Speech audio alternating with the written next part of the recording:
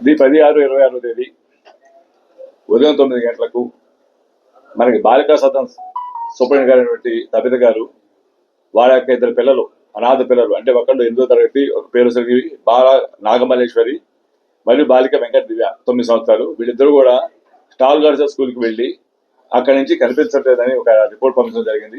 దాని మీద వెంటనే మన నగర పోలీస్ స్టేషన్ వారు దాన్ని ఎఫ్ఐఆర్గా మిస్సింగ్ కేసు నమోదు చేసి ఇది మన గుంటూరు జిల్లా ఎస్పీ గారికి ఒకసారి తెలియగా ఆయన వెంటనే ఇమీడియట్ గా 3-4 టీంలు ఫామ్ చేసేసి ఇమీడియట్ వాడు ఎక్కడికి వెళ్ళారు టేస్ట్ చేయమని ఆదేశం జరిగింది.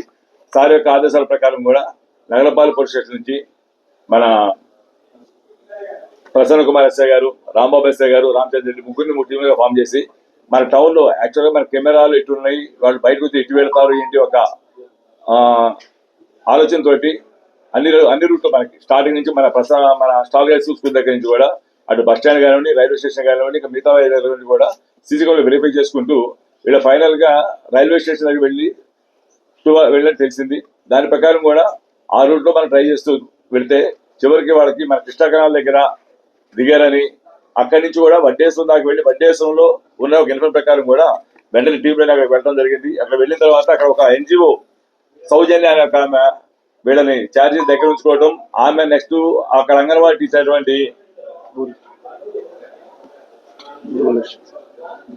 భూలక్ష్మి గారికి అప్పగిస్తే ఆమె కూడా వెంటనే వాళ్ళ దగ్గర ఉంచుకొని ఈరోజు మార్నింగ్ వాళ్ళని స్కూల్ దగ్గర కూర్చోబెట్టి మనకి ఇన్ఫార్మ్ చేయటం, మనవాళ్ళు అక్కడ వెళ్ళిన తర్వాత తీసుకొని రావడం జరిగింది. ఇది ఎందుకంటే జరిగిందో అంటే దీంట్లో ఇంపార్టెంట్ ఏంటంటే దీంట్లో ఉన్నటువంటి నాగమల్లేశ్వరి ఇంతకు ముందు కూడా మనకి ఒక 2 months క్రితం 3 months క్రితం కూడా వీళ్ళ అమ్మా నాన్న చెత్తగాజులు చేసుకొని తిరుగుతూ ఉంటారు. వీళ్ళు ఫిబ్రవరిలో వచ్చిన తర్వాత బొడుగుంటూరు పోలీస్ స్టేషన్ లో ఒక కేసు నమోదైంది. దేనికంటే ఈ అమ్మాయి ఇప్పుడు ఉన్నటువంటి చిన్న పాప 7 నెలల పాప అక్కడి నుంచి కూడా మిస్ అయిపోయింది. మిస్ అయిపోయిన తర్వాత వాళ్ళ అమ్మా నాన్న రిపోర్ట్ ఇవ్వడం జరిగింది బొడుగుంటూరు పోలీస్ స్టేషన్ లో. ఇచ్చిన తర్వాత కూడా ఈ అమ్మాయిని మనం ఒక విత్ ఇన్ 1 week లో అంటే అనేది ఫోన్లు లేదు, ఏమి లేదు, చిన్న వయసు వెళ్ళిపోయింది అర్థంగా స్టేజీలో మరి కెమెరాస్ ఐడెంటిఫై చేసుకొని యొక్క సాంకేతిక సమాచారం మరియు ప్లస్ కొంత లోకల్ ఇన్ఫర్మేషన్ ప్రకారం కూడా తీసుకొని తెనాల్లో ఆమె ట్రేస్ చేసి తీసుకోవడం జరిగింది. తెచ్చిన తర్వాత మనకి దీంట్లో ఏంటంటే ఆ యొక్క తల్లిదండ్రులకు ఎవరికి కూడా ఫోన్లు కూడా లేకపోవడం వాళ్ళకి ఇన్ఫార్మ్ చేయలేకపోయి అడ్రస్ కూడా లేదు, వాళ్ళు ఇచ్చిన ఏ అడ్రస్ కూడా లేకపోవడం వల్ల మన ఓటుగుంటూరు చేయగానే వాళ్ళని తీసుకొని సిడబ్ల్యూసీ వాళ్ళకి అప్లై చేయండి. ఒక లెటర్ ద్వారా పంపిస్తే ఆమె అప్పుడు కూడా ఇక్కడే ఉంటా ఉంది. దీంట్లో ఒక 1 week 10 days బ్యాక్ కూడా వాళ్ళ అమ్మా నాన్న వచ్చి సిడబ్ల్యూసీ అప్రోచ్ అవ్వడం జరిగింది. చేస్తే వాళ్ళు అనేది సార్ మీ ఆధార్ కార్డు ఇవి వెరిఫై చేయాలి, వాళ్ళకి ఆధార్ కార్డు కూడా లేదు యాక్చువల్ చెప్పాలంటే, అందువల్ల మీరు ఆధార్ కార్డు తీసుకోవాలని పంపించడం జరిగింది. దానివల్ల వాళ్ళు వెనక్కి వెళ్ళిపోవడం జరిగింది.